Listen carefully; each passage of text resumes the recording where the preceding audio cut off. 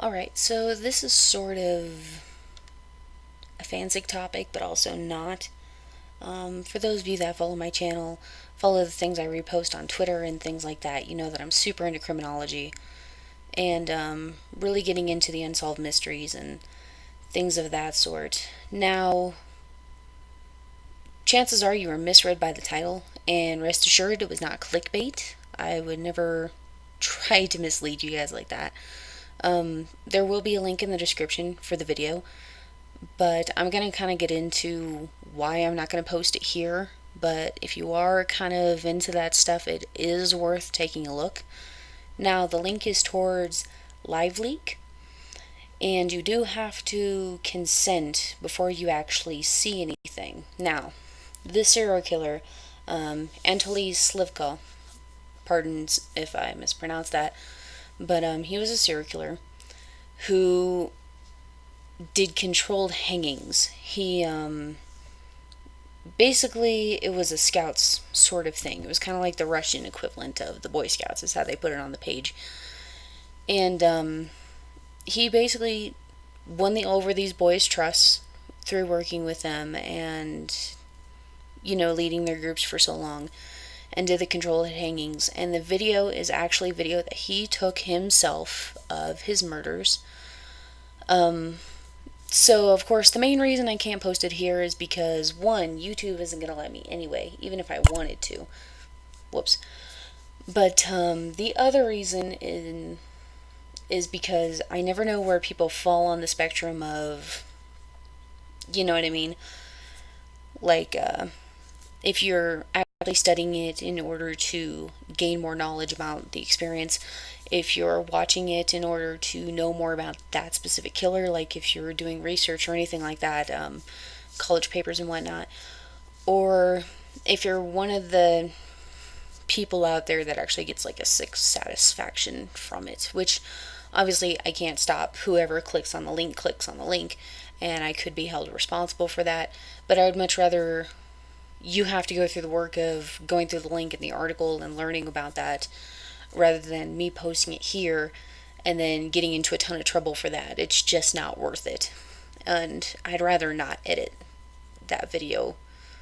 I watched through it once and it was very disturbing.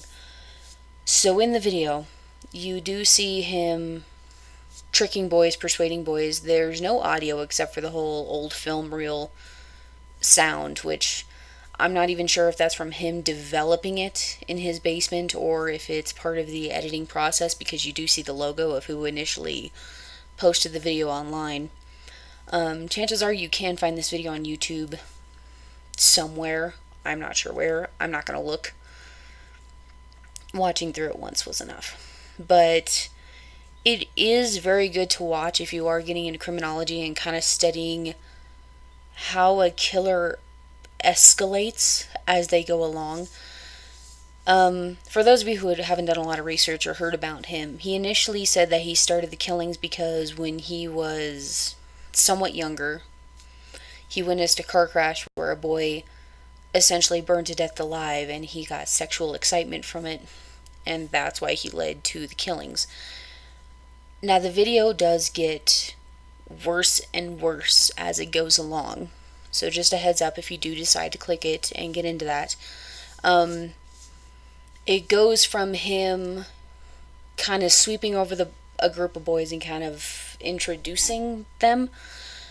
You do kind of see them actually partake in some camp activities, actually becoming very relaxed with him.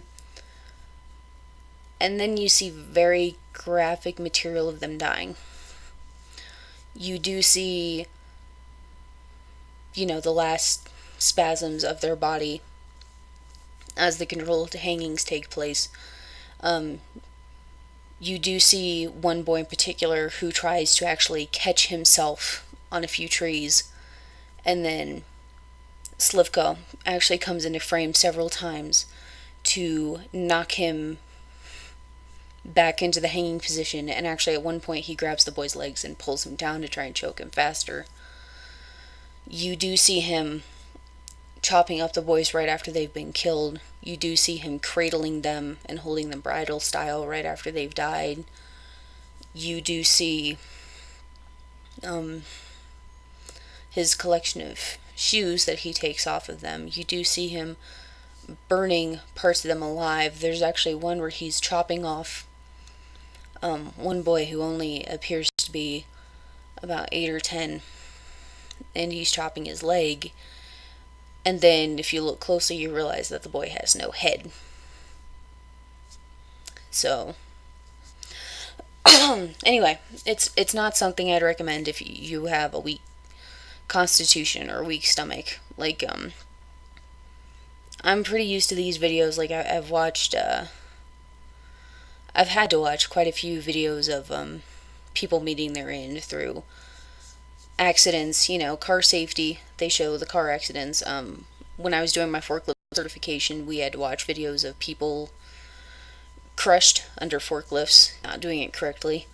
On YouTube, they do have the Buddy Dwyer, I believe that's his name, tape for where he takes his own life in front of a press conference. But just bear in mind that these were real people, and it's something to be respected, not joked about, not mocked about. It's more of something that needs to be spread around for the study of it, and so that you can educate young children that despite the fact that an adult may seem trustworthy, that you've known them for years, if they try to convince you to do something you don't think is safe, not to do it. And that's the chord that really struck home with me, that a lot of these boys were very, very young. Like, I have a brother who's both. I have one who's 10, gonna be 11, and then I have one brother who's quite a bit older. He's actually gonna be a junior in high school next year. But just the fact that an adult could win a child's trust over that much. And, you like to think kids are smarter than that, but at the same time, there's the Tide Pod craze that was happening. Now the trend is licking airline toilet seats, which, as somebody who works in an airport, let me tell you, that's not a good idea. You also have the suicide game that was taking place. You have a lot of kids that sensationalize, suicide or self-harm, or, there are a lot of kids that suffer from it, but then there are a lot of kids that also romanticize it to a degree and then just get out of control with it. So I really wanted to spread this link and try to encourage people, use it if you have to try and hit the point home that there are people out there that are looking to take you out. You may not have done anything to them, and it may have been somebody you've known for years, and it may be somebody that you thought you could trust. But, yeah. So this was a bit darker a topic than my normal videos. I acknowledge that. And I acknowledge that I'll probably get into trouble for even putting a link up anyway, despite the fact that people kind of know about the case already. But I do think it's important. I do think it's something that needs to be discussed and not forgotten, and I really think it's important to remember the victims of cases like this and not just the killer who takes over the media. Anyway, I promise for my next video it'll be a little bit lighter of a topic. I'm trying to do some game reviews, like South Park Phone Destroyer, the Tokyo After School Summoners, stuff like that. So if you do have a specific game or anything that you would like for me to review, especially if it's an app or anything that I could do in between work shifts and such, please feel free to leave a comment. If you do watch the video and you have your own input or comments or anything like that, please feel free to leave a comment below.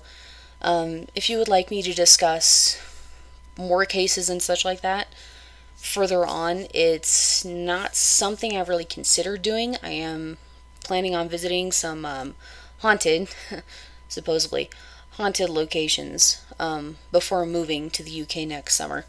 So please feel free to send any recommendations or anything. Anyway, stay fansick, and more importantly, please stay safe.